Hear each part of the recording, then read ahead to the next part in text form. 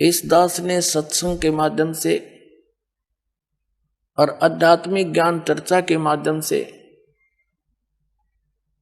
जैसे ये TV channel वाले उन महापुरुषों का भी इंटरव्यू ले आए, जो जितना ज्ञान था उन्हें बोलना था वो बोल दिया। अब पहले जो शास्त्रार्थ होया करते थे वो तरीका व्यर्थ था, गलत था। उसमें क्या होता था कि सब संस्कृत के ज्ञाता होते थे, ब्राह्मण से ही शास्त्रार्थ करता था, श्रोता अशिक्षित होते थे, वो संस्कृत जानते नहीं। जिसने थोड़ी सी भी धारावाहिक संस्कृत बोल दी और श्रोताओं ने उसकी ताली पीट दी, विजयी हो गया, बस ये कोई बात थी। और फिर शास्त्रार्थ वो करेंगे क्या? दोनों अज्ञानी, एक से जो गणा ज्ञानी था वो सिलेक्ट हो जाता। जैसे मैं ऋषि दानंद के साथ, मैं ऋषि को अगर कक्का पता नहीं इसने। अब क्या है कि अब परमात्मा ने सबसे पहले अपने को पहचानवाने के लिए आप जी को, इस परमात्मा ने सबसे पहले यह टेक्निक दी, इलेक्ट्रॉनिक मीडिया जिसको बोलते,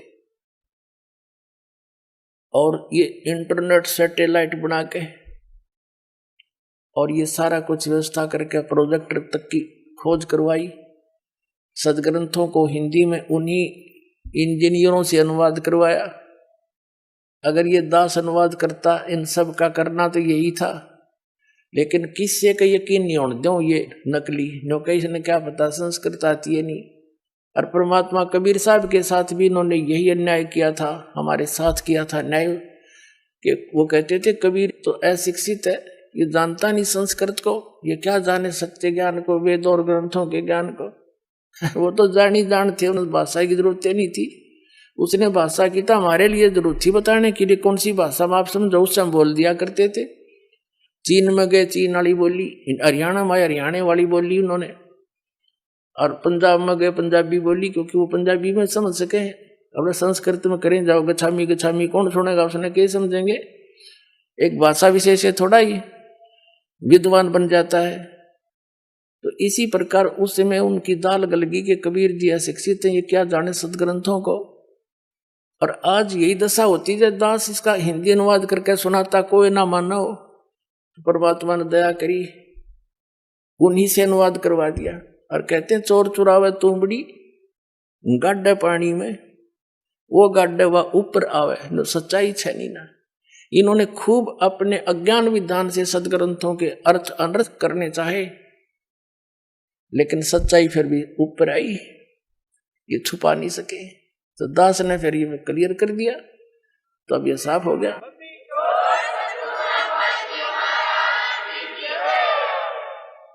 अब ये यूं और कहने लग गया एक आधा, जो कति फ्यूज फेल हो लिया, जैसे रांजडी वाला मधु परमहंस जी घनी छाती कूटा करता, और यूं क्या करता, मेरे पास जो वस्तु है इस ब्रह्मांड में नहीं है, और सब भक्ति के चोर हैं बाकी के, उसको छोड़ के पाखंडी है।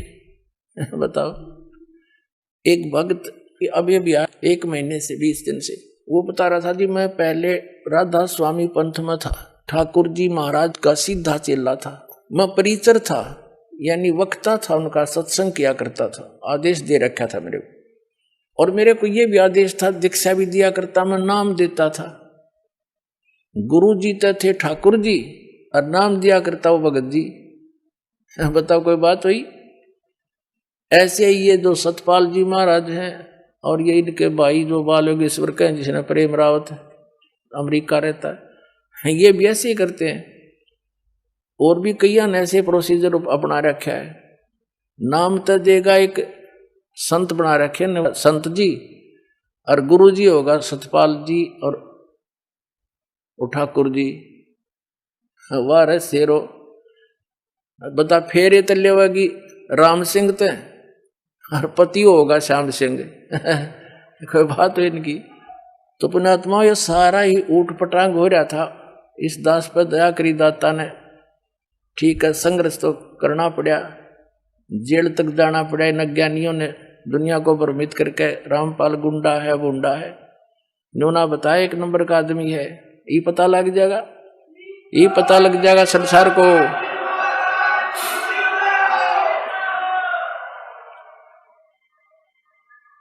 तो इनका वो बता रहा था कि जी मैं वहां से छक लिया, 30 वर्ष रहा मैं वहां पर, 50,000 व्यक्तियों को मैंने वहां दीक्षा दे दी, ठाकुर जी के जोड़ दिए राधा स्वामी वाली। फिर मेरा वहां से मन हट गया किसी बात पे, फिर टीवी देखा, इनका सत्संग सुना श्रीमद परमहंस जी का, अच्छा लगा। कुछ उनसे हटकर बात थी थोड़ी बहुत, नाम नूम दीक्षा दीक्षा वह हूं तो मैंने वहां दीक्षा ले ली। 2 वर्ष से वहां मैं जुड़ा हुआ था श्रीमद परमहंस से, जम्मू वाले से। फिर कुछ दिन के ही बाद आपका सत्संग भी आता था, वो भी सुनने लगा मैं। अब 2 वर्ष से मैं आपका भी सत्संग सुन रहा था और वो अपने सेकंड गुरु जी का भी सुन रहा था, श्रीमद परमहंस जी का। और हम ये सोचा करते थे, हमारा ग्रुप था सैकड़ों का, हम ये सोचा करते भी दोनों अपने आप को नो कहे, हम जो वस्तु मेरे पास है किसी के पास नहीं। अब हम निर्णय कैसे करें? या तो जब बात पड़े ये दोनों आमने सामने हो किसी दिन, हम नो सोचा करते। 10 दिन के बाद वह दया भी होगी, साधना टीवी पर दोनों आमने सामने। और सत्संग जब शुरू हुआ बड़ी खुशी हुई, हमने अगले आज दिन की दोनों की जो सच्चाई सामने आ जाएगी। मैंने सब जगह फोन लगा दिया, जो श्रीमद परमहंस के मेरे साथी चेले थे, और सब ने अपने टीवी ऑन कर लिए, इधर उधर जाके इकट्ठे होकर बैठ गए सारे ग्रुप के ग्रुप। तो वो कह रहा था जी 3 घंटे प्रोग्राम चला, और जब प्रोग्राम समाप्त हुआ मैंने तो सर मारा धरती में पटक के, हे भगवान देख यो कित मूर्ख बना रहा था हमने आज तक। फिर लगे मेरे पास फोन आने सब साथियों के, कहने लगा ईब के करें के पायस मधु परमहंस दौरे खाखी कति खोखा। तो हमने स्कीम बनाई, चलो वहां आश्रम में सैकड़ों की संख्या मां का नाम लेगा उस मधु परमहंस के।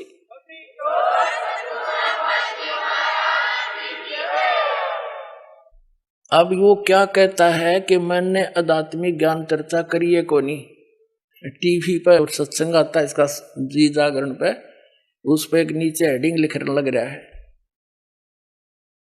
देख ये संत है, यानी आर को स्वीकार ना करके बकवादों में बढ़ गए। जैसे दो सही पहलवान हो और दोनों कुश्ती करते हैं और एक तो हारे जीते गए, एक ने दूसरे को हरा दिया, तो दोनों गले से मिलते हैं और हाथ मिलाते हैं और खुश होकर अपनी हार स्वीकार करता कि मार गया, यू जीत गया। भाई सरेआम कहते वो है महान आत्मा, ये महान आत्मा है। सरेआम झूठ बोला नो कहते आत्मिक ज्ञान चर्चा हम करिए को नहीं, अरे सामने बोलने लग रहा। अब आध्यात्मिक ज्ञान चर्चा क्या चीज है? परमात्मा के बारे में आप कहीं बैठकर किसी से चर्चा कर लो, आध्यात्मिक ज्ञान चर्चा है। टीवी वालों ने उससे पूछ लिए जो प्रश्न पूछने थे, उनका उसने जवाब दे दिया। इधर से हमारे पूछ लिए, हमने जवाब दे दिया, दोनों चला दिए। और आध्यात्मिक ज्ञान चर्चा कौन सी हो भाई? अब इसका सिर घूम गया, अब इन्हें ठिकाना नहीं रहेगा इस पृथ्वी पर। देख लेना, या तो इन्होंने स्वीकार करना पड़ेगा और कहना पड़ेगा अपने चेलों को। एक व्यक्ति कह रहा था, नाम ले लिया उसने यहां करके, तो उसी का चेला था। वो बोला जी मैंने उनसे फोन पर बात करी उसी दौरान कि महाराज जी से बात कराओ। पहले बात करते थे, फिर बात करनी बंद कर दी। चेला ने उठाया फोन, तो वो कहने लगे कि अभी यू के पाया 4-5 साल मेरे खो दिए तुमने, अरे ये झूठ बोला इंद्री, कोई तो प्रमाण दिखा दो ताकि हमारा दिल डट रहे, हमें कोई शांति दो। ये 8 कमल बतावे, और संत रामपाल ने ये 9वां कमल कबीर सागर में दिखाई दिया, अरे यो 8वां कमल बताओ, शर्तों ऊपर सवा हाथ है किसे गए, हाथ मार के देख लो है किते, छोटे में झूठ बोलने लग रहा। वो कहाँ 8वां कमल इसने स्वप्न में भी ना बता। अरे यू 11वां द्वार बतावा, उन्होंने 12वां द्वार सच्चाई के साथ प्रमाणित कर दिया दिखा करके। यू मंत्र कौन से देता है? सतगुरु सतनाम रे कान में, नो कहता है मैंने वही दिए हैं नाम जो परमात्मा कबीर जी ने धर्मदास जी को दिए थे। ये भी बोलता अपने आध्यात्मिक ज्ञान चर्चा में इंटरव्यू के दौरान। और दास ने दिखा दिया कि धर्मदास जी को कौन सा मंत्र मिला था 2 अक्षर का सतनाम, और किस किस महापुरुषों ने वो 2 अक्षर के मंत्र जाप किया जिनको हम मोक्ष प्राप्त मानते हैं। उनके इतिहास दिखा दिया, उन्होंने भी यही नाम जाप किए थे जो दास आपको प्रदान करता है। वो मंत्र नहीं थे, वो गलत है।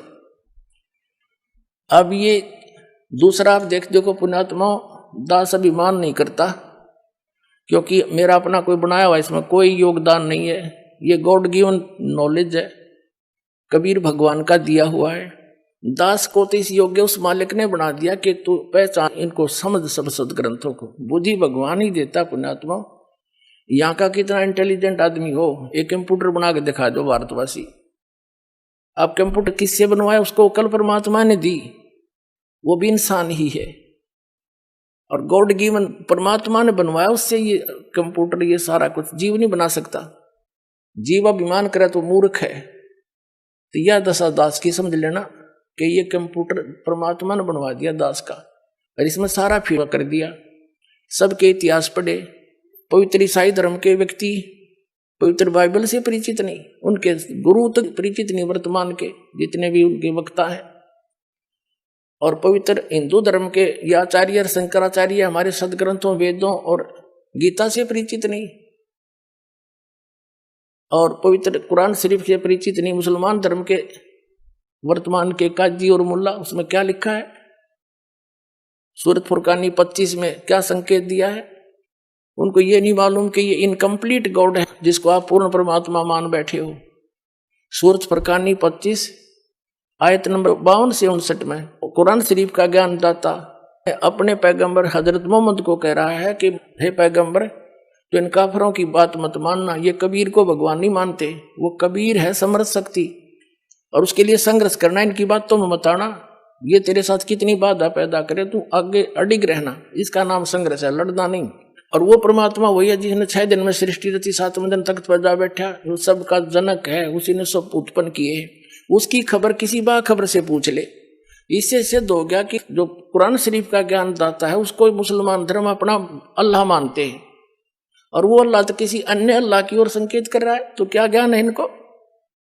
बताओ कौन है फिर वो अल्लाह? इस दास ने पाया वो अल्लाह। आओ बताऊंगा कौन सा वो अल्लाह, कबीर अल्लाह।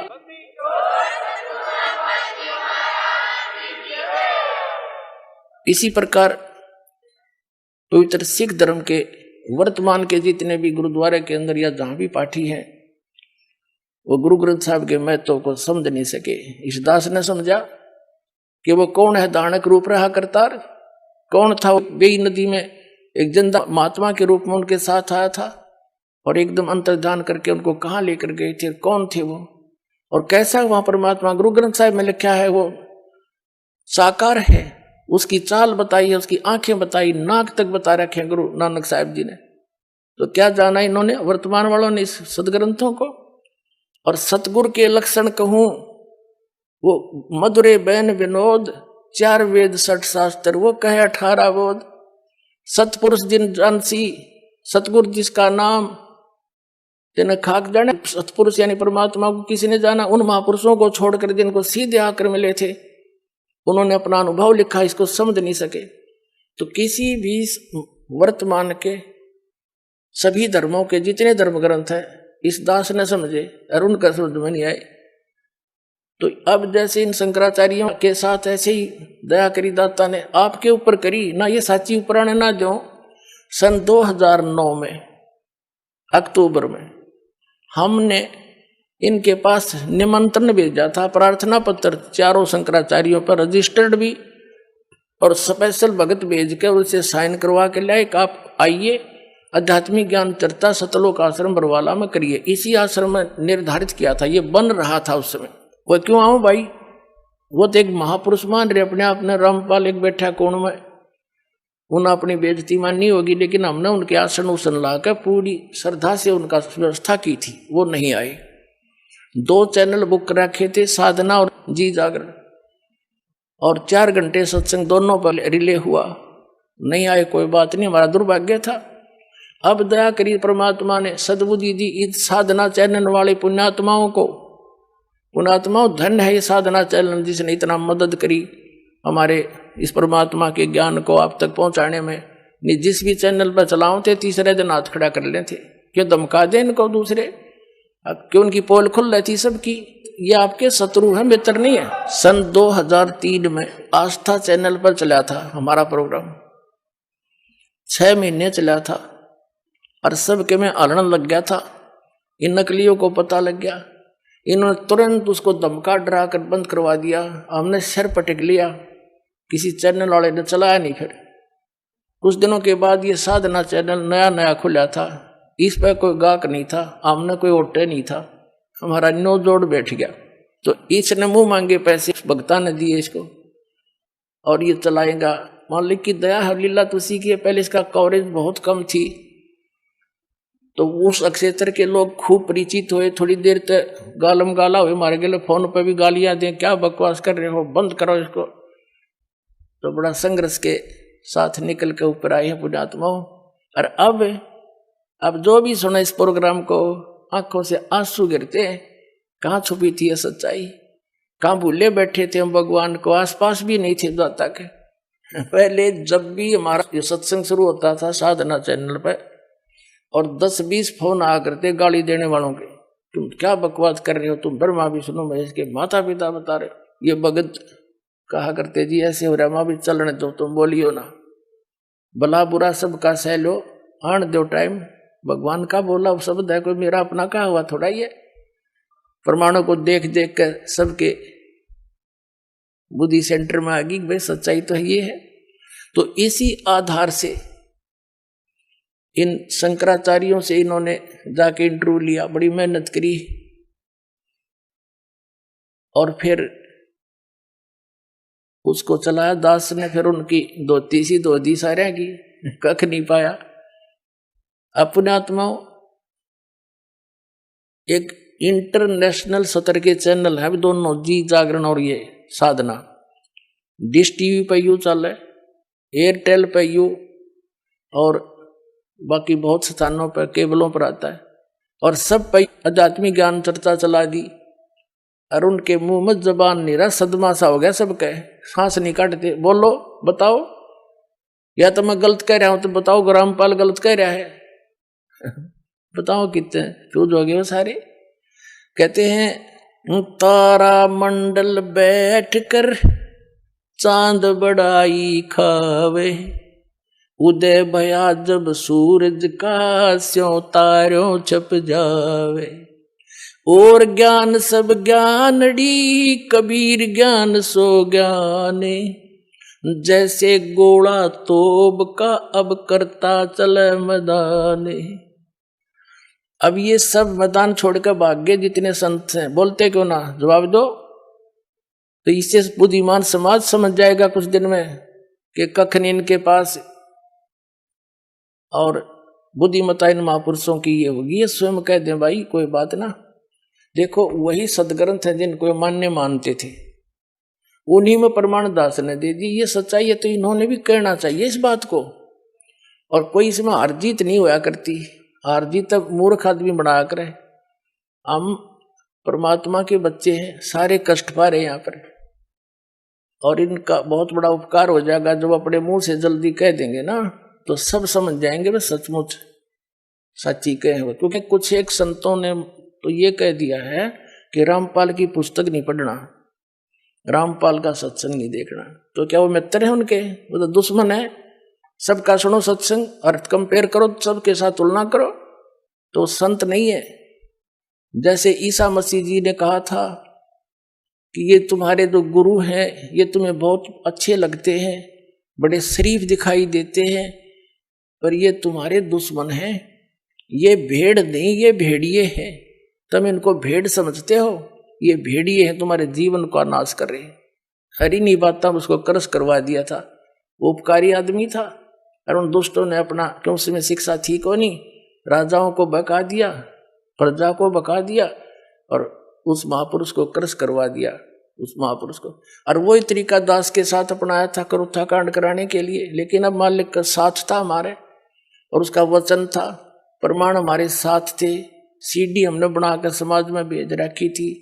तो वही काम दास के साथ करना था। करूथा कांड झूठ झाट बोल कर, अफवाह फैला के, इतना अफवाह फैला दी जब समाज में मुझे मारने के लिए कि इसको मार भी देंगे तो जनता न्यों कहेगी ठीक हो गया, निकम्मा आदमी था, मारना चाहिए था।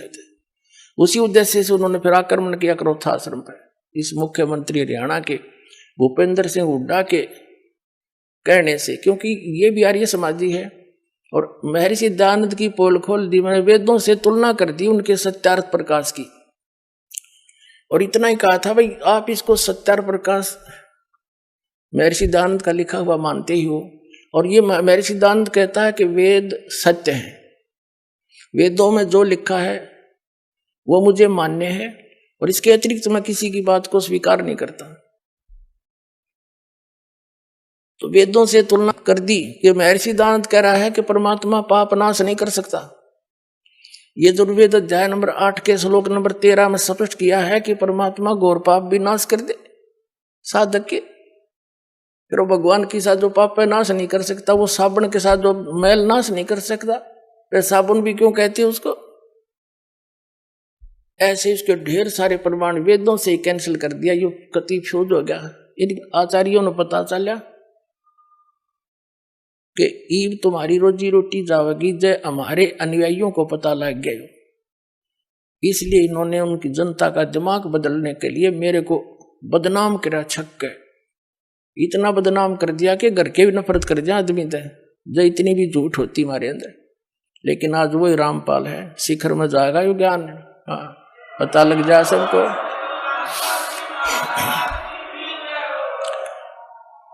तो ये अब ये सफल क्यों नहीं हो सके? एक तो साथ कबीर समृद्ध शक्ति हमारे है, और हम कति सारी साची और प्रमाणित बता रहे हैं, जिस कारण से ये ईब सांस गोट के बैठ गए, बिरानी क्वित पहुंच गए, आसपास भी नहीं है। आसपास का मतलब है जैसे आदमी के बारे में कोई बात कही जाती है तो उत्तर देवे अन्यों कह देवे रामपाल ने यह झूठ बोल दी, तो हम फिर उसका दोबारा उत्तर दें भाई नहीं देखो ये प्रमाण है, ये ठीक हो। इनके साथ तो वह बन गई। एक व्यक्ति बता रहा था, नो बोला हमारे गांव में एक भैंसा घनांडी पाक रहा था, और उसने गांव में कोई दूसरा भैंसा छोड़ा नहीं, उसको मार कूट कर सीमा से बाहर छोड़ के आया करता। पूरे गांव में अकेला था, बड़ा तगड़ा था। एक बार क्या हुआ कि ये हाथी लेकर आते हैं ना मांगने वाले, एक हाथी लेकर आ गए गांव में, और हमारे गांव में जोड़ खोद रखा था तालाब, उसमें बहुत गहरे गहरे गड्ढे बना देते थे गांव वाले मिलकर कि वर्षा होएगी पानी ज्यादा स्टोर हो जाएगा। और वो भरा हुआ था, कुछ नहर से भरवा दिया था, तो फुल था वो सरोवर। हाथी वाले आए, उन्होंने अपना सारा दिन गांव के नगर में कुछ मांगा मूंगी करी, हाथी दिखाकर वो दाने दूने कपड़े लेते, और फिर वहां बैठ के तालाब के किनारे आप खाना खान लग गए, और हाथी छोड़ दिया उस तालाब में। हाथी गहरा गहरा पानी था, उसमें खूब मस्ती मारा, उसके अंदर लौट रहा गर्मी में। हाथी का थोड़ा सा सिर दिख है और सूंड थोड़ी सी दूर इतना दिख है। वो जोटा आ गया भैंसा पानी पीने के लिए दोपहर में। अब उसने हाथी का थोड़ा सा सिर दिखा बाहर, जोटे ने सोचा दूसरा जोटा कैसे आ गया जो मेरी जो डायरेक्शन में। वो बता रहा था कि वो जोटा चला पानी में उस हाथी की तरफ, अब इसको मारूं टक्कर, अब इसको करूं ठीक। हाथी ने भी देख लिया कि वो आ गया तेरे निकट। हाथी उस बाहर निकला, उस खड्डे से एकदम बाहर खड़ा होगा, और जोटा नो देखो, और उसके मुंह पर मारा पानी, फर सूंड में भर रखा था। उन्होंने बताया था कि वो जोटा वहां से दौड़ा था सपेट को सुती स्पीड थे,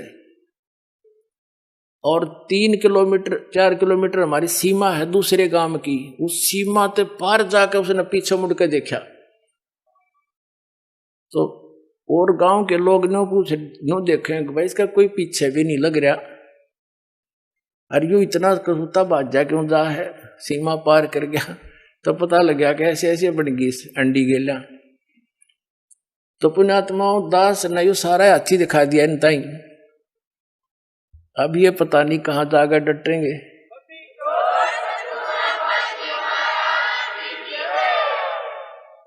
तो प्रसंग था कि परमात्मा ने आकर के यहां बताया है कि पुण्यात्मा तुम गलत स्थान पर फंस रहे हो। आप